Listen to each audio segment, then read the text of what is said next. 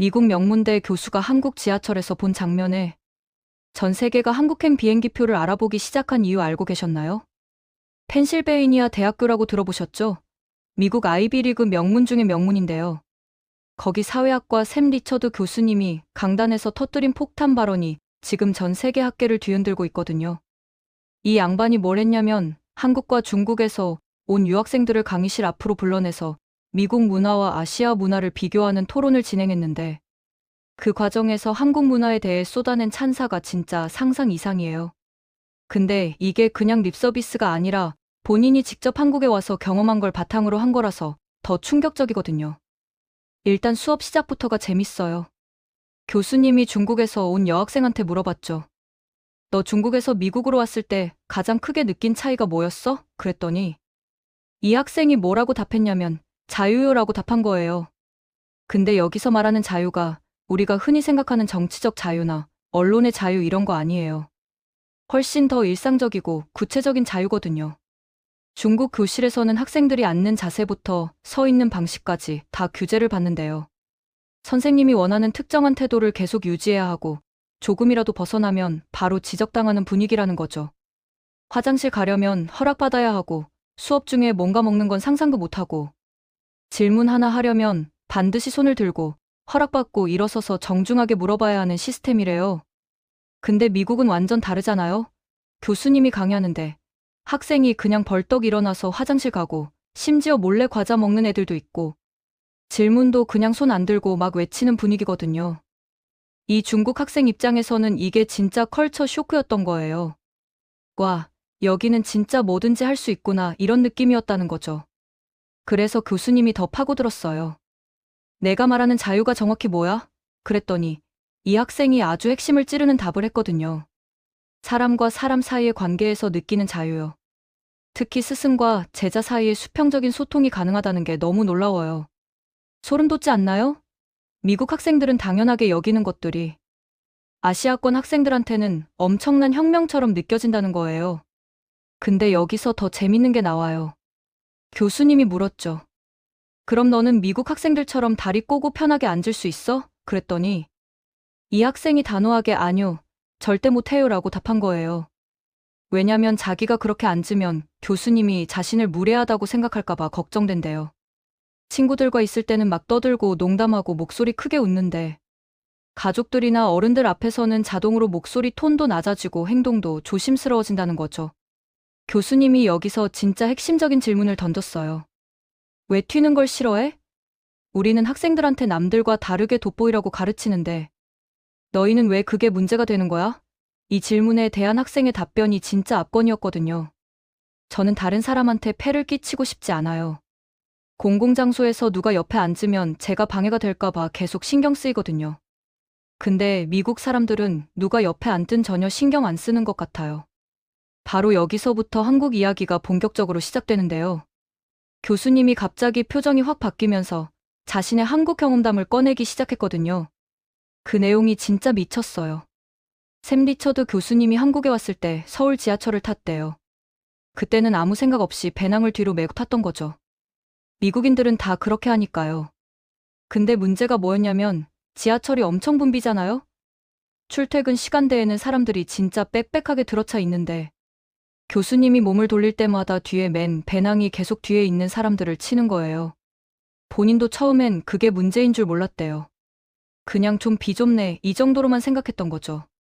근데 한국 사람들을 관찰하면서 완전 충격을 받았다는 거예요. 왜냐면 한국인들은 지하철 타자마자 자기 배낭을 자연스럽게 앞으로 돌려 매거든요. 처음엔 교수님이 생각하길, 아, 소매치기 방지하려고 그러나 보다 이렇게 생각했대요. 근데 계속 관찰하다 보니까 그게 아니더라는 거죠. 한국인들은 자기 뒤에 서 있는 사람을 배려하기 위해서 가방을 앞으로 매는 거였어요. 내 가방이 뒤 사람한테 불편을 줄 수 있으니까 차라리 내 앞에 두고 내가 불편을 감수하겠다는 철학이 담긴 행동이었던 거예요. 강의실에서 이 이야기를 듣던 미국 학생들이 완전 멘붕 상태가 됐대요. 자기들은 평생 그런 생각을 한 번도 안 해봤거든요. 내 가방이 남한테 피해를 줄 수 있다는 생각 자체를 안 하고 살아온 거예요. 근데 한국인들은 그게 너무나 당연하고 자연스러운 일상이라는 게 이 사람들한테는 진짜 외계인 수준의 문화 충격이었던 거죠. 교수님이 강조한 게 뭐냐면 이게 단순히 예의 바른 행동이 아니라 타인의 존재를 끊임없이 의식하고 그 사람의 편안함을 생각하는 고도로 발달된 사회적 인지 능력이라는 거예요. 인지 심리학적으로 봤을 때 타인의 관점에서 상황을 파악하고 그에 맞춰 행동을 조절하는 건 엄청난 정신적 에너지가 필요한 고차원적 사고 과정이거든요. 근데 더 놀라운 건 뭐냐면 한국에서는 이런 행동이 특별한 게 아니라 그냥 일상이라는 거예요. 교육받아서 하는 게 아니라 자연스럽게 체화되어 있다는 거죠. 이게 얼마나 대단한 건지 아세요? 서양 심리학에서는 이걸 이론 오브 마인드라고 부르는데 타인의 마음 상태를 추론하고 이해하는 능력이거든요.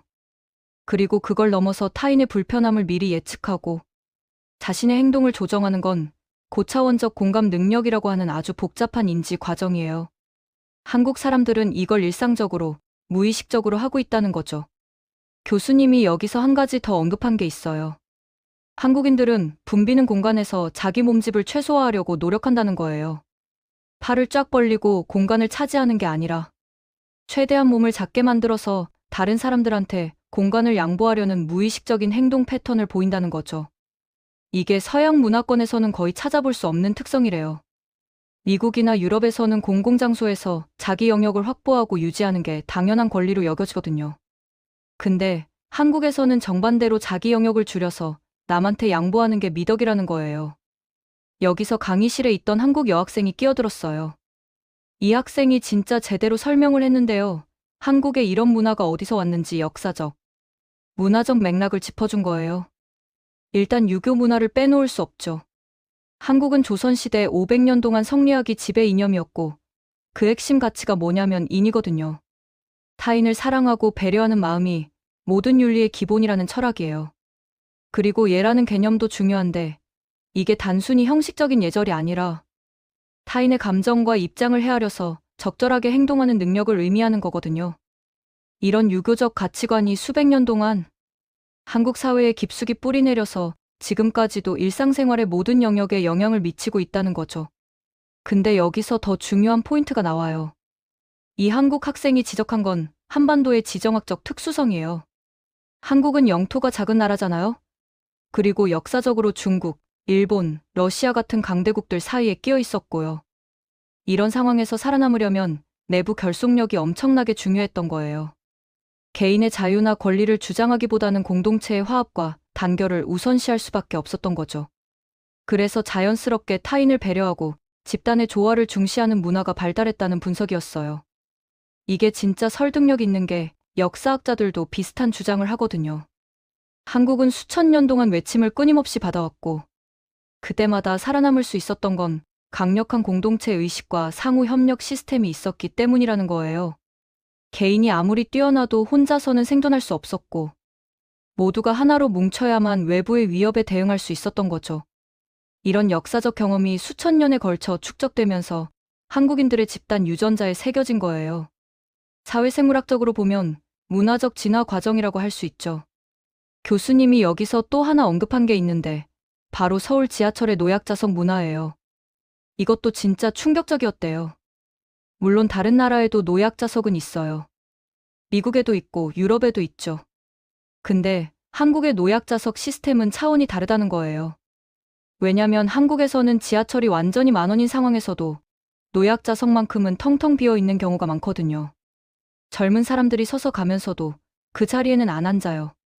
노약자가 오실 때를 대비해서 비워두는 거죠. 교수님이 이걸 보고 진짜 놀란 게 미국에서는 상상도 못할 일이거든요.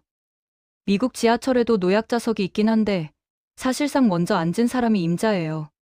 노약자가 타면 그때 일어나주는 정도지 미리 비워두는 문화는 없어요. 근데 한국은 아예 그 자리를 신성한 영역처럼 지켜주는 거예요. 이게 법으로 강제하는 것도 아니고 벌금이 있는 것도 아닌데 모두가 자발적으로 지킨다는 게 놀라웠대요. 더 놀라운 건 뭐냐면 이게 단순히 규칙을 지키는 수준이 아니라는 거예요. 한국인들은 노약자가 지하철에 타시면 자동으로 주변 사람들이 자리를 양보하려고 하잖아요. 심지어 노약자석이 아닌 일반 좌석에 앉아 있어도 할머니, 할아버지가 서 계시면 얼른 일어나서 자리를 드리는 게 당연한 문화거든요. 이런 행동이 특별한 선행으로 여겨지는 게 아니라 그냥 기본적인 예의로 받아들여진다는 거죠. 교수님이 강조한 게 이런 문화를 처음 만들어낸 사람들과 그걸 지금까지 수십 년 동안 유지해온 한국 사회에 진심으로 박수를 보내고 싶다고 했어요. 근데 여기서 생각해 볼 게 있어요. 왜 한국에서는 이런 문화가 가능한데 다른 나라에서는 안 되는 걸까요? 교수님이 분석한 내용이 정말 흥미로운데요. 한국 사회의 집단주의 문화와 강력한 사회적 규범이 있기 때문이래요.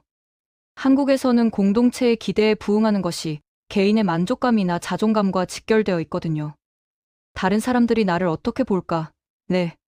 행동이 다른 사람한테 피해를 주지는 않을까를 끊임없이 의식하는 게 한국인들의 기본적인 사고방식이라는 거예요. 이게 서양의 개인주의 문화와는 완전히 대조적이죠. 서양에서는 개인의 권리와 자유가 최우선 가치예요. 내가 편한 게 중요하지, 남이 어떻게 생각하든 크게 신경 쓰지 않는 문화거든요.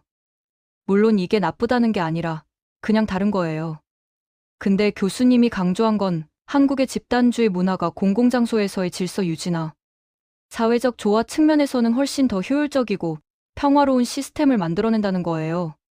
실제로 통계를 보면 한국의 공공장소에서 발생하는 폭력 사건이나 다툼이 서양 국가들에 비해 현저히 낮거든요. 이게 우연이 아니라는 거죠. 모두가 타인을 배려하고 불필요한 마찰을 피하려고 노력하는 문화적 토양이 있기 때문에 가능한 거예요. 지하철이나 버스 같은 공공교통수단에서 싸움이나 고성이 오가는 일이 한국에서는 정말 드물잖아요? 근데 미국이나 유럽 대도시의 지하철에서는 이런 일이 일상다반사예요. 누가 누구 발을 가렸다고 욕설이 오가고 자리 때문에 다투고 심지어 폭력 사건으로 번지는 경우도 많거든요. 교수님이 여기서 또 언급한 게 한국의 대중교통 시스템 자체예요. 서울의 지하철이나 버스가 세계에서 가장 효율적이고 깨끗하고 안전한 시스템 중 하나라는 건 이미 널리 알려진 사실이잖아요. 근데 이게 단순히 기술이나 인프라가 좋아서만 가능한 게 아니래요. 이용하는 시민들의 시민의식과 공공 에티켓이 뒷받침되지 않으면 아무리 좋은 시스템도 유지가 안 된다는 거죠. 한국인들이 지하철에서 보여주는 그 모든 작은 배려들, 배낭을 앞으로 매는 것부터 시작해서 노약자석, 비워두기, 출입문 양옆에 서서 사람들이 타고 내리기 편하게 만들기, 에스컬레이터에서 한쪽으로 서기 같은 것들이 모여서 세계 최고 수준의 대중교통 시스템을 완성하는 거예요. 이 대목에서 교수님이 한 말이 진짜 명언인데요. 한국의 지하철 문화를 보면 그 나라 사람들의 영혼을 볼 수 있다는 거예요. 지하철은 사회의 축소판이거든요. 다양한 계층, 다양한 연령대의 사람들이 한정된 공간에서 함께 시간을 보내야 하는 곳이잖아요. 그 공간에서 어떤 행동을 하느냐가 그 사회의 성숙도와 문화 수준을 보여준다는 거죠. 한국의 지하철 문화를 보면 한국 사회가 얼마나 타인을 존중하고 공동체를 중시하는지 알 수 있다는 교수님의 분석이었어요. 근데 여기서 더 깊이 들어가 보면 한국의 이런 문화가 단순히 지하철에만 국한된 게 아니라는 거예요. 일상생활의 모든 영역에서 볼 수 있거든요. 식당에서 밥 먹을 때도 한국 사람들은 너무 시끄럽게 떠들지 않으려고 신경 쓰잖아요. 옆 테이블 사람들한테 방해될까 봐요. 길 걸을 때도 보면 한국인들은 길 한가운데를 막 차지하고 걷지 않고 최대한 옆으로 비켜서 다른 사람들이 지나갈 수 있게 배려하죠. 심지어 엘리베이터 탈 때도 먼저 내리는 사람들을 기다려주고 문이 닫힐 때 누가 뛰어오면 열린 버튼을 눌러주는 게 너무나 자연스러운 행동이에요. 이런 것들이 다 사소해 보이지만 사실은 엄청난 사회적 자본이거든요. 사회학에서 말하는 소셜 캐피털이라는 개념이 있는데 사회 구성원들 간의 신뢰와 협력이 축적되어 만들어지는 무형의 자산을 의미해요. 한국은 이 소셜 캐피털이 엄청나게 높은 나라예요. 그래서 위기 상황에서도 빠르게 결집하고 협력할 수 있는 거죠. 코로나19 팬데믹 때 한국이 다른 나라들보다 훨씬 효과적으로 대응할 수 있었던 것도 이런 높은 수준의 사회적 자본이 있었기 때문이에요. 마스크 쓰기, 사회적 거리두기 같은 방역 수칙을 대부분의 사람들이 자발적으로 지켰잖아요? 이게 가능했던 건 내가 조금 불편해도 다른 사람들을 보호해야 한다는 집단적 공감 능력이 있었기 때문이죠. 교수님이 강의에서 또 언급한 게 있는데 한국인들의 이런 배려 문화가 수줍음이나 소극성에서 나온 게 아니라는 거예요. 많은 서양 사람들이 아시아인들을 보면서 쟤네는 왜 저렇게 조용하고 수줍어해? 이렇게 생각하는데 그게 완전히 잘못된 해석이라는 거죠. 한국인들이 공공장소에서 조용히 행동하는 건 자신감이 없어서가 아니라 타인에 대한 깊은 존중심에서 나오는 거예요. 오히려 자기 멋대로 시끄럽게 떠들고 다른 사람 신경 안 쓰는 게 미성숙하고 자기중심적인 행동이라고 볼 수 있죠. 이 부분에서 교수님이 아주 예리한 지적을 했는데요. 서양 문화에서는 자기 표현과 자기 주장을 미덕으로 여기는 반면 한국을 비롯한 동아시아 문화권에서는 자기 절제와 타인 배려를 미덕으로 여긴다는 거예요. 이게 우열의 문제가 아니라 가치관의 차이인데 공동체의 조화와 질서 유지라는 측면에서 보면 한국식 접근이 훨씬 더 효과적이라는 게 교수님의 평가였어요. 실제로 국제적인 삶의 질 지표나 사회 안전도 조사를 보면 한국이 상당히 높은 순위를 차지하고 있거든요. 이게 다 이런 문화적 토대가 있기 때문에 가능한 거예요. 근데 여기서 우리가 놓치지 말아야 할 게 있어요. 한국의 이런 배려 문화가 하루아침에 만들어진 게 아니라는 거죠. 앞서 한국 학생이 언급했듯이 수천 년의 역사와 전통이 축적되어 형성된 거예요. 삼국시대부터 시작해서 고려, 조선을 거쳐 현대에 이르기까지 면면이 이어져 내려온 유교, 윤리와 공동체 정신이 있었고 일제강점기와 한국전쟁이라는 민족적 고난을 함께 극복하면서 더욱 강화된 집단 결속력이 있었고 압축 성장 과정에서 우리 모두 함께 잘 살아보자는 공동의 목표 의식이 있었던 거죠. 이 모든 역사적 경험이 레이어처럼 쌓이고 쌓여서 지금의 한국 문화를 만든 거예요. 그리고 현대 한국 사회를 보면 이런 전통적 가치와 현대적 가치가 아주 조화롭게 결합되어 있어요. 한편으로는 최첨단 기술과 빠른 변화를 추구하면서도 다른 한편으로는 어른 공경하고 타인 배려하는 전통적 미덕을 잃지 않고 있죠. 이게 얼마나 어려운 일인지 아세요? 많은 나라들이 현대화 과정에서 전통 문화를 잃어버리거든요. 서양식 개인주의가 들어오면서 공동체 의식이 무너지고 물질 만능주의가 퍼지면서 인간관계가 각박해지는 경우가 많아요. 근데 한국은 놀랍게도 둘 다 지키고 있는 거예요. 세계에서 가장 빠른 인터넷을 쓰면서도 지하철에서 배낭을 앞으로 매는 나라. K-팝으로 세계를 석권하면서도 노약자석을 지키는 나라가 바로 한국이라는 거죠. 교수님이 강의 말미에 한 말이 정말 인상적이었는데요. 나는 한국을 다녀온 이후로 학생들에게 한국을 꼭 가보라고 권한다. 그곳에서 너희는 인간이 어떻게 서로를 존중하며 살 수 있는지 배울 수 있을 것이다 라고 했어요. 세계적인 명문대 교수가 자기 학생들한테 한국을 추천하는 이유가 관광지가 예쁘거나 음식이 맛있어서가 아니라 사람 사는 방식을 배울 수 있기 때문이라는 거예요. 이게 진짜 대단한 거 아닌가요?